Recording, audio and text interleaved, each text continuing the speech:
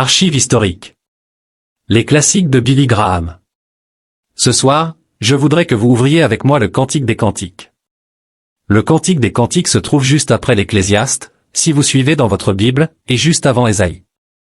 C'est un livre court de seulement 8 petits chapitres, mais c'est l'un des livres les plus passionnants et intéressants de la Bible. Cependant, ce livre est très explicite. C'est une histoire émouvante et merveilleuse sur l'amour dans le mariage et les intimités de l'amour conjugal. Ce soir, je veux m'adresser surtout aux jeunes et à leurs parents sur le sujet de l'amour, sur le fait de tomber amoureux, sur vos relations avec vos parents, avec vos enfants et avec vos voisins en ce qui concerne l'amour. Qu'est-ce que l'amour? Je suppose que le mot le plus mal utilisé dans toute la langue anglaise est le mot amour. Dans notre génération, je ne pense pas que nous comprenions vraiment ce que signifie l'amour. Un jeune peut dire « je suis amoureux ». Mais qu'est-ce que cela signifie? Je tombe amoureux. Ou j'aime cette bague, j'aime ce pull, j'aime cette robe. Ou encore, j'ai fait l'amour hier soir. Nous utilisons le même mot pour décrire tout un tas de choses différentes. C'est un peu comme le mot merci. Une personne peut vous offrir une vie d'amitié et de compagnonnage, et vous dites merci. Et si quelqu'un vous donne une tasse de café, vous dites aussi merci. Il n'y a pas de mot plus fort dans la langue anglaise. L'anglais, dans certains domaines, est une langue assez limitée par rapport à d'autres langues. Et le mot amour est un de ces mots si mal compris et si mal utilisés aujourd'hui. Ce soir, j'aimerais parler de ce sujet quelques instants. Dans le dernier chapitre, je lis ici dans la version La Bible vivante, la jeune fille ou jeune épouse dans ce livre, qui raconte l'histoire de Salomon et de son épouse, une Shulamite, prend la parole. Et d'ailleurs, c'était une femme noire. Oui, cette femme était noire. Elle le dit à plusieurs reprises. Elle était considérée comme la femme la plus belle de son époque, et elle était l'épouse de Salomon. Dans ce livre, nous trouvons les conversations entre le roi Salomon et son épouse, où ils discutent de leur amour conjugal, de son extase, de sa profondeur, de sa largeur et de sa hauteur. Cet amour est immense. Nous croyons, en tant que chrétiens, que c'est une métaphore ou une parabole de l'amour que le Christ a pour l'Église. Les Hébreux, les Juifs, croient que c'est une histoire d'amour entre Dieu et Israël. Les théologiens ont différentes opinions à ce sujet, mais les deux pouvaient être vrais. C'est l'histoire de l'amour de Dieu pour l'humanité, de l'amour de Dieu pour ceux qui lui sont fidèles, qu'ils soient juifs, chrétiens ou autres. Cette histoire nous fait plonger au plus profond de l'amour, nous montre combien Dieu nous aime et comment nous devons l'aimer en retour. Dans ce passage, la fiancée déclare: « L'amour est fort comme la mort.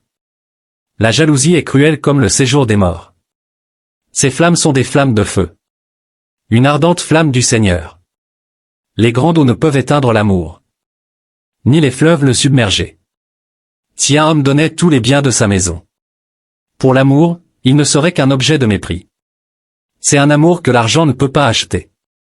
C'est un amour que les souffrances, les problèmes, les difficultés et les tentations ne peuvent détruire. C'est un amour que les épreuves présentes dans chaque mariage ne peuvent anéantir. Et l'argent ne peut pas l'acheter. Aimez-vous de cette façon? Vous savez, la Bible entière est une histoire d'amour. C'est une histoire d'amour entre Dieu et l'humanité. Vous voyez, Dieu possède tous ces milliards de planètes et des centaines de milliards d'étoiles. Tout cela appartient à Dieu.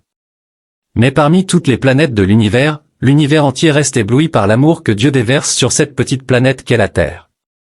Je me demande si les habitants d'autres planètes ne se demandent pas pourquoi Dieu ne balaie pas cette planète en rébellion pour l'enverser dans le néant. Nous sommes la seule planète, autant que je le sache, qui soit en rébellion contre Dieu. Et pourtant, malgré notre rébellion, malgré nos désobéissances, malgré nos péchés, Dieu nous aime. C'est ce qui rend cet amour si passionnant. Dieu aime chaque personne sur terre d'un amour qui dépasse toute compréhension. Dieu a prouvé son amour en donnant son Fils sur la croix. Si vous doutez un jour que Dieu vous aime, regardez la croix, car Dieu était en Christ, réconciliant le monde avec lui-même. La croix est la plus grande illustration d'amour que le monde a jamais connue. Depuis la croix, Dieu nous dit « Je t'aime, je t'aime, je t'aime ». Vous et moi sommes sauvés par la croix. Notre Seigneur nous aimait tellement qu'il a donné son Fils unique pour mourir sur cette croix. Maintenant, l'amour n'est pas un sentiment. Vous dites « Je sens que je l'aime ». Ce n'est pas un sentiment, l'amour est une action. L'amour est un verbe, Dieu a fait quelque chose. Dieu a donné son amour. Dieu manifeste son amour envers nous en ce que, alors que nous étions encore des pécheurs, Christ est mort pour nous. L'apôtre Jean, regardant cette croix, a dit, voyez combien l'amour du Père nous a été donné. Et lorsque vous regardez cette croix et Y pensez, vous voyez que les Romains utilisaient l'instrument d'exécution à une énorme échelle. Ils mettaient des clous dans les mains, des pics dans les pieds, crachaient sur les gens, mutilaient les corps. Ils cassaient leurs jambes pour les aider à mourir plus vite, et faisaient tout un tas de choses terribles. La mort la plus cruelle au monde est la mort sur la croix. Et notre Seigneur était pendu là, avec la foule qui se moquait de lui. Et il est resté là pour vous, pour toi et pour toi. Dieu disait, je t'aime. Jésus a donné sa vie pour nous. Et c'est pour cela que les Écritures disent qu'il n'y a aucune autre façon d'atteindre le ciel. Vous ne pouvez pas être sauvé d'autre façon. Vous ne pouvez pas trouver la vie avec un V majuscule d'autre façon. Vous ne pouvez pas accéder au royaume des cieux sans passer par la croix. Parce que si Dieu avait pu trouver une autre façon, il l'aurait trouvée. Maintenant, les Grecs avaient 4 mots pour l'amour, qui décrivaient différentes sortes d'amour. Nous n'avons qu'un mot, il en avait 4. Un d'eux était le mot storgé, qui porte l'idée d'affection. Je vais limiter cela, il couvre de nombreuses facettes, mais je vais le limiter ce soir à l'amour familial. Parce que storgé concerne la famille. Et je veux vous demander, jeunes, ce soir, quelle est votre relation avec vos parents? Y a-t-il de la communication entre vous et vos parents? Maintenant, la Bible enseigne que les jeunes, les enfants et les jeunes adultes dans le foyer doivent obéir aux parents dans le Seigneur. Et même lorsque vous deviendrez plus âgés, vous n'avez pas à obéir à vos parents lorsque vous quitterez la maison et que vous aurez 21 ou 22 ans, vous n'avez pas à les obéir dans tout, mais vous devez toujours, tant que vous vivrez, honorer vos parents. Vous devez honorer vos parents même lorsque vous êtes âgés. Et puis, lorsqu'ils vieillissent, vous devez prendre soin d'eux. Vous ne les laissez pas à l'état et les abandonner.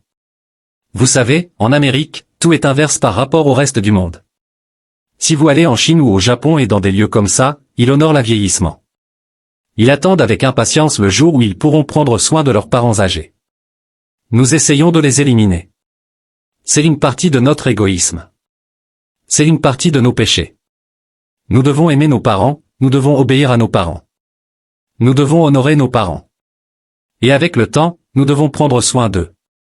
Voyez, en tant que chrétien, l'amour storgé, l'amour familial, est influencé par l'amour de Dieu. Parce que l'amour de Dieu entre dans votre cœur. Et il en est de même pour le mariage.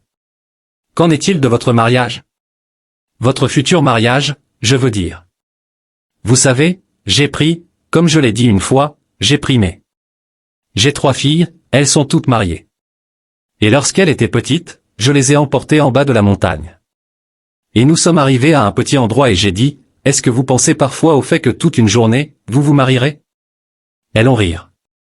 Elles avaient 10 ou 11 ans, 12. Et elles ont dit, oui, nous Y pensons parfois. J'ai dit, réalisez-vous que votre futur mari est probablement déjà vivant quelque part? J'ai dit, est-ce que vous priez pour lui? Elles ont dit, papa. Mais avant que nous ayons terminé, nous avions une réunion de prière pour leur futur mari. Rire, qu'en est-il de votre futur mari? Avez-vous prié pour lui? Peut-être que vous priez simplement, Seigneur, envoie-le. Rire, avez-vous prié pour votre future femme? Applaudissements, vous avez entendu parler de la fille qui est allée voir le lecteur des Palmes pour voir si elle pouvait trouver une réponse à son problème de ne pas trouver des mari. Et il a dit, vous recevrez une proposition en mariage 3 fois l'an prochain. Et elle a dit, non, je ne le ferai pas, je vais accepter la première. Rire, mais ce n'est pas n'importe qui était, ce n'est pas la première venue. Parce que voyez, le mariage est un engagement pour la vie et c'est pourquoi il est si important de ne pas agir impulsivement à ce sujet, il faut être sûr d'attendre le choix de Dieu. Combien de jeunes aujourd'hui se jettent dans le mariage à toute vitesse et en sortent aussi vite? Mais quand vous êtes chrétien et que vous pouvez confier votre avenir à Dieu, en lui demandant d'amener le bon homme et la bonne femme dans votre vie, c'est une chose exaltante et merveilleuse. Et il le fait. L'amour de Dieu peut affecter votre amour familial. Et ensuite, en deuxième lieu, les Grecs avaient un autre mot, le mot héros. Et le mot héros fait référence à l'amour sensoriel ou sexuel. C'est de là que vient le mot érotique. Et l'amour de Dieu a un impact sur l'héros. Avez-vous le courage d'écouter ce que la Bible dit sur l'héros? Voulez-vous l'entendre? Les normes présentées dans cette Bible ne sont pas les mêmes que celles que nous avons actuellement en Amérique. Ce sont des normes différentes. Et vous devez décider quelles normes vous allez accepter. Et je ne vais pas les diluer. Je vais vous les dire comme la Bible les dit. La Bible dit que l'immoralité est un péché. Mais la Bible indique aussi point le sexe n'est pas un péché. C'est l'utilisation incorrecte du sexe qui est le péché. De nombreux écrivains anciens et modernes ont soutenu l'idée que le corps est mal. George Bernard Shaw a un jour écrit sur la tyrannie de la chair. Platon pensait que le corps était mauvais. Mais le corps n'est pas mauvais. La Bible enseigne que votre corps est sacré. La Bible enseigne que pour le chrétien, c'est le temple du Saint-Esprit. Et cela inclut votre sexualité ainsi que chaque autre partie de votre vie. Maintenant, il y a une distinction dans le Nouveau Testament. Vous devez faire attention. Vous la trouverez, d'ailleurs, dans ce petit livre que nous voulons vous envoyer le monde, la chair et le diable. Il y a une différence entre la chair et le corps dans les Écritures. Mais une vue erronée du corps a été responsable, à mon avis, de la suppression des discussions sur le sexe et la sexualité au cours du dernier siècle.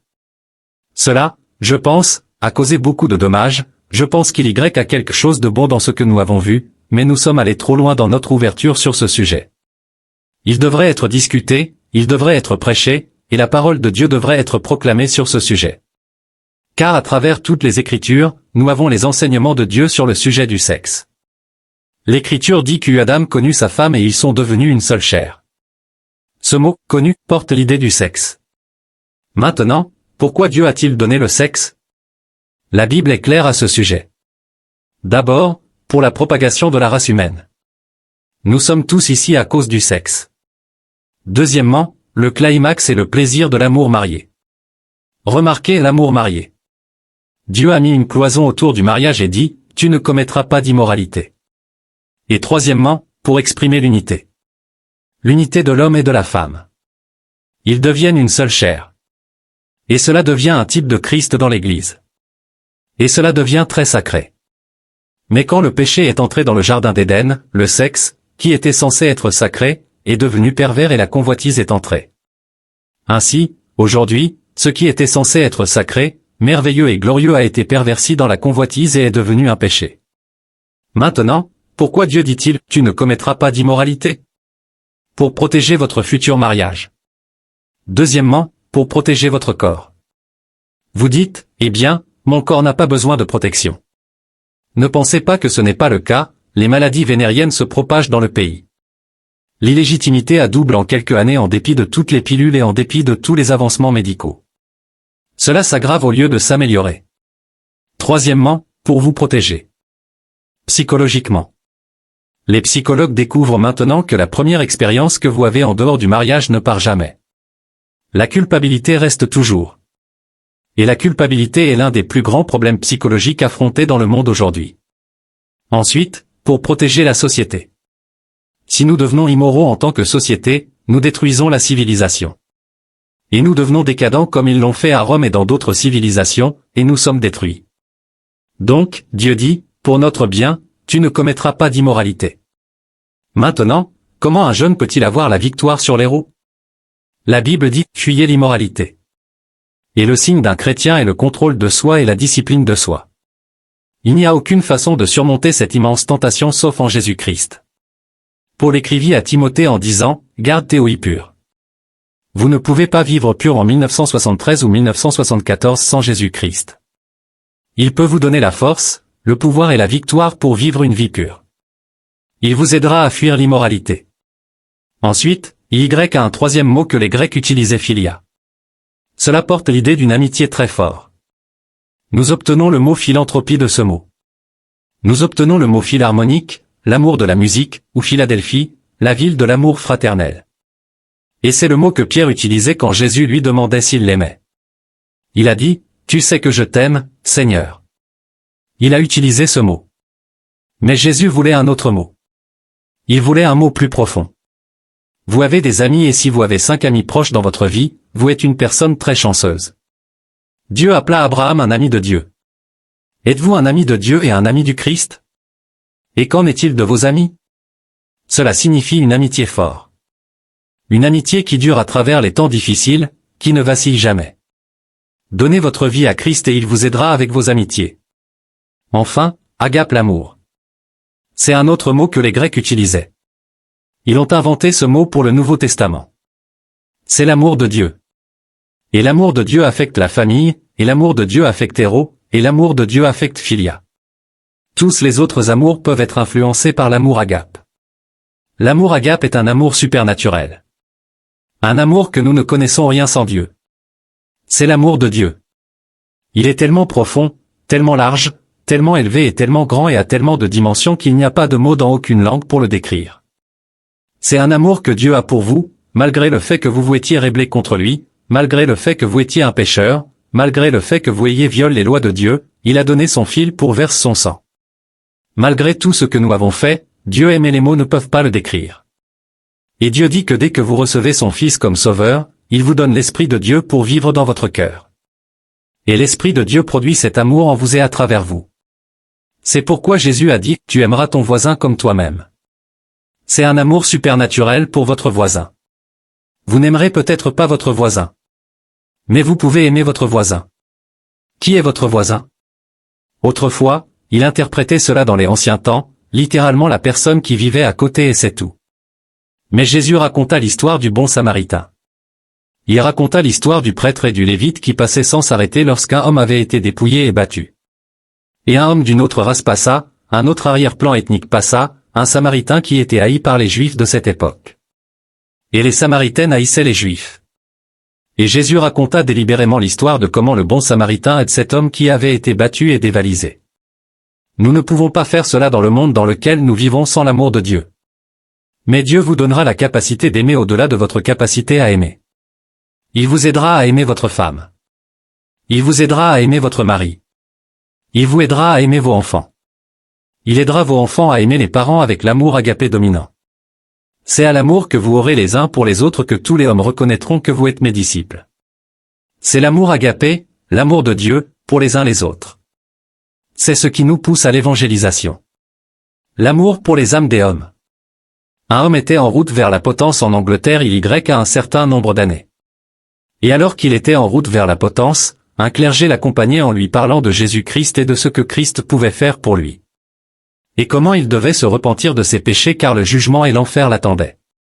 Et il se tourna vers le clergé et lui dit, « Révérend, si je croyais ce que vous me dites, je serais prêt à ramper à travers l'Angleterre sur des verrets brouillés pour le dire aux gens. Aimez-vous les âmes des hommes au point d'être prêt à aller voir votre voisin et à parcourir les rues pour leur parler de Jésus-Christ? L'amour de Dieu dans nos cœurs, produit par l'Esprit Saint, produit supernaturellement. Non, je ne peux pas aimer tout le monde. Mais Dieu peut me donner la capacité d'aimer tout le monde. Et peut-être votre femme est irritable, peut-être vous êtes irritable. Dieu peut vous prendre et vous changer et vous transformer. Et transformer votre relation jusqu'à ce que vous puissiez tomber à nouveau amoureux. Dieu peut vous prendre, jeune, ici ce soir, et vous pardonner vos péchés passés, chacun d'eux. Pensez en, chaque péché pardonné, et rendre votre cœur aussi pur qu'il l'était le jour de votre naissance. Et ressensibiliser votre conscience qui est en danger de devenir durcie. Et vous donner une nouvelle tendresse. Et vous donner la vraie signification de l'amour. Et puis, lorsque le moment arrive de trouver la bonne personne, il sera du bon type d'amour. Ce ne sera pas cette affection impulsive et superficielle qui est parfois mêlée avec la convoitise, qui n'est pas vrai et genuin amour. Laissez Jésus-Christ entrer dans votre cœur. Laissez-le pardonner vos péchés passés. Laissez-le changer votre vie. Et dites à partir de ce moment, je veux qu'il soit en contrôle de ma vie. Je veux qu'il s'assoie dans le cockpit de ma vie et la dirige. Je lui remets ma vie ce soir. Je vous demande de vous lever de votre siège maintenant, centaines d'entre vous, et venez vous stander devant la plateforme. Et en venant, je veux que Jésus-Christ pardonne mon péché. Je veux savoir que je vais au ciel. Je veux qu'il prenne en charge ma vie et soit le directeur de ma vie. Nous allons attendre et vous devriez y aller et autour. Les ushers vont aider à vous montrer comment venir. Vous vous levez et venez maintenant. Comme je suis et j'attends pas pour libérer mon âme d'une tache noire au moment où des centaines répondent à l'invitation de Emer Graham pour s'engager publiquement envers Jésus-Christ, vous pouvez faire le même engagement là où vous êtes. Prenez le téléphone et appelez le numéro vous voyez sur l'écran. Des amis spéciaux attendent pour discuter avec vous et prier avec vous à propos de cette décision très importante. J'arrive. Pour vous qui regardent en télévision, vous pouvez voir comme des centaines de personnes sont en train de venir ici à Saint-Louis, Missouri pour s'engager envers Jésus-Christ, et accepter l'offre d'amour et de pardon de Dieu en Jésus-Christ. Vous pouvez faire le même engagement là où vous êtes. Dieu vous aide à faire cet engagement et aller à l'église dimanche prochain. Si vous venez de prier ce pouvoir avec mon Père ou si vous avez aucune question en relation avec Jésus-Christ, dites pourquoi vous faites nous appeler le numéro de l'écran. Regardez jusqu'à la fin pour une leçon puissante sur la rédemption. Bulle, partagez vos réflexions dans les commentaires. Signe pouce vers le haut, n'oubliez pas de liker, partager et vous abonner pour plus de contenu spirituel. #foi, #Dieu, #salut, #rédemption, #Bible.